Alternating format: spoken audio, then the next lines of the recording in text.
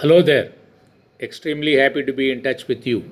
Today the topic is Chitta Prasadanam, the tranquility of the mind, which all of us would like to have all the time. All the New Year resolutions, the basic objective is to attain this tranquility of the mind.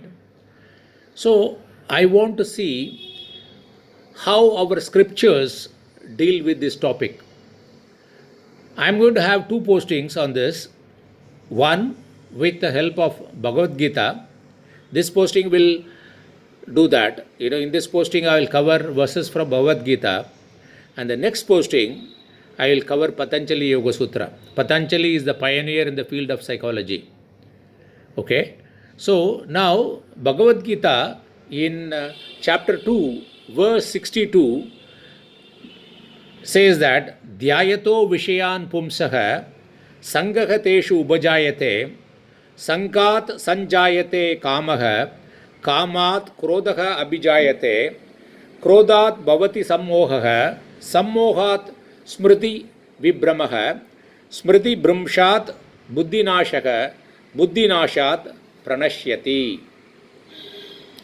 See, the sense object around us, they are innocent. And the people around us, even the situation around us, they are not the cause of our dissatisfaction. They are not the cause of our not having the tranquility of mind. Then what is the cause? These two verses says that Dhyayato Vishayan Pumsaha. When we keep repeatedly contemplating on any sense objects, what happens is an attachment is developed. From attachment, a desire is formed. And the desire, if not fulfilled, leads to anger. From anger, one is deluded. And from delusion, one's memory gets destroyed or confused. From the unsteady memory, the intellect is destroyed. From the destroyed intellect, one is ruined.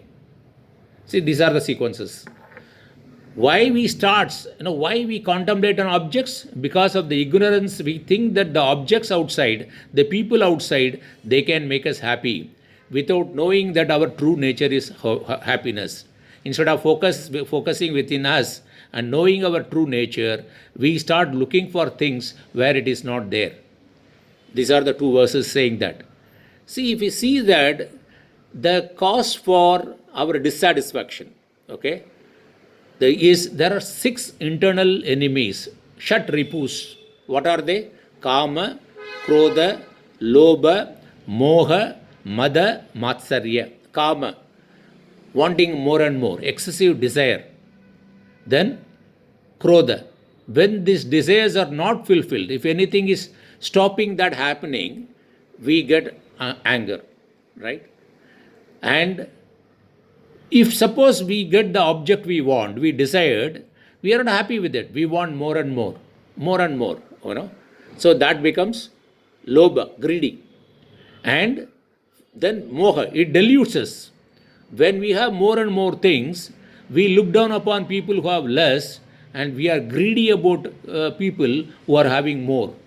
That is, when we are arrogant, we are looked down upon people, that is called mada.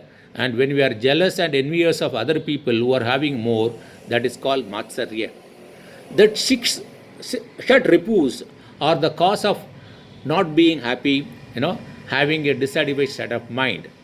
This happens to Arjuna also. So Arjuna says that Chanchalam hi manaha Krishna pramati balavadridam tasya aham nigraham manye vayoho iva sudushkaram.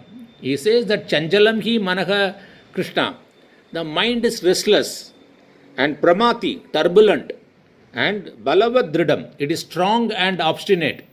It's very difficult to control the mind. It's like controlling the wind. For which Krishna replies in the next verse, that is 6.35. He says that Asamshayam Mahabaho Mano Durnigraham Chalam Abhyasena tu Kanteya Vairagyena cha grihyate. He immediately agrees. It is not easy to control the mind. Asamshayam, it's doubtless. I agree with you. Very difficult to control the mind which is restless. And at the same time, he gives a solution. Abhyasena tu kaunteya. O Arjuna, by practice, regular practice. What is the practice? We'll see in the next posting. The practices are given by Patanjali. I am going to tell you. And Vairagyam, dispassion, and you can achieve that. This is what he says that. So we need to understand that it is because of ignorance we look for objects and more objects to give satisfaction. But unfortunately, we don't know that these sense objects, they have three inherent defects. What are they? They bind us. Okay. When you have a mobile, you get used to it. They bind you. Without a mobile for 1 or 2 days, you cannot be there. And when the mobile is not there or something happens to the mobile, then we get into the dissatisfied state of mind. And it also dissatisfies us. It is not only adritvi karatvam. Adritvi karatvam means, it is the new mobile. When you buy, you are happy. After 1 or 2 years, it becomes old. It has become obsolete. Then the same mobile is not giving you the happiness, because it is a quite inherent nature of the object, sense object. The third one is dukkha mishridatvam. Every object which gives you permanent, temporary happiness, it also gives you pain, sorrow. You have to maintain the cost. If you have a car, you have to give it for service. You have to pay the tax. And if anybody, if you meet with an accident, then there is a problem, litigation, everything. So going upon the sense objects is the cause of trouble. And also in Bhagavad Gita, there are verses saying that Arjuna wants to know that how do the people of steady mind, Sthita Prajna, Krishna, please give me the definition. How do they speak? How do they sit? How do they walk? He is asking that. In one verse, that is in 254, he is asking Krishna. Then in 255, Krishna gives a reply that when one discards all selfish desires and cravings for sense objects and happy within his own self, Atmani eva atmanashtushtaha, means one is happy within own. See, our true nature is happiness. And once one realizes that, then he will be happy forever. That's what he says that. And also that in 264 he says that one who controls the mind and free from likes and dislikes, and at the same time he is using the objects. The Bhagavad Gita doesn't say that don't use the object. Use the object, but don't get attached to it. The me and mine creates all the problem. Use the object like you are using the vehicle, but don't get attached to that.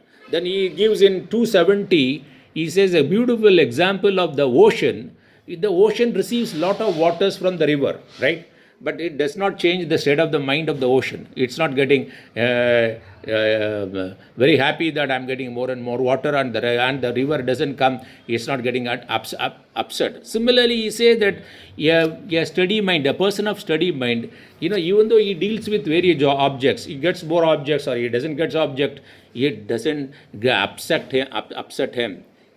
This is what he says that. So this is the part which is basically this part covers what is the cause of our being dissatisfied.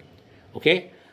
First is we have diagnosed the problem, then we go to a doctor and get a prescription. Okay, and we'll start the treatment. So regarding the prescription and the treatment part will be covered in my next posting, covering Patanjali Yoga Sutra. Thanks for this opportunity.